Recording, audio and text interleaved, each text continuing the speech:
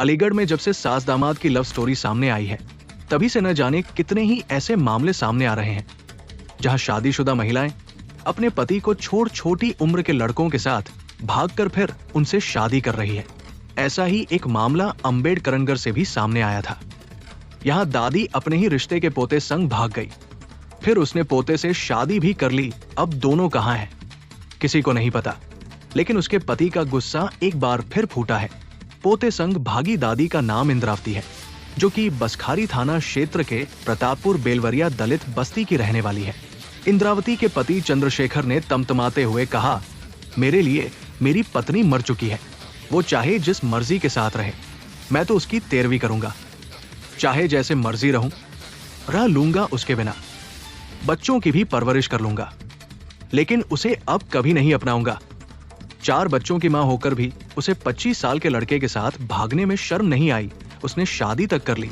प्रतापपुर बेलवरिया दलित बस्ती के रहने वाले चंद्रशेखर परिवार की खातिर दूसरे शहर में रहकर काम करते हैं, वहीं से परिवार को पैसा भेजते हैं।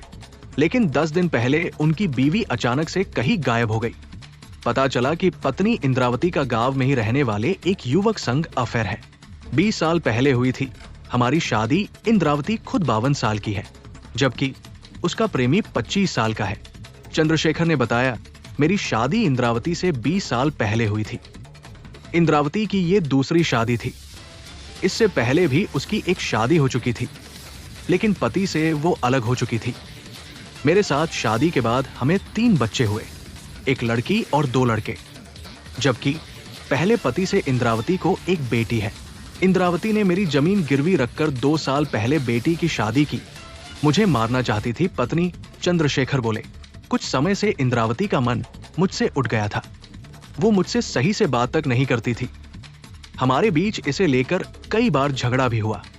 मेरी पत्नी और उसका प्रेमी मिलकर हम लोगों को मारने का प्लान भी बना रहे थे, लेकिन इसकी भनक मुझे लग गई थी, जिससे वो प्लान में सफल नहीं हो पाए। इसके बाद वो रिश्ते में लगने वाले पोते के साथ भाग गई।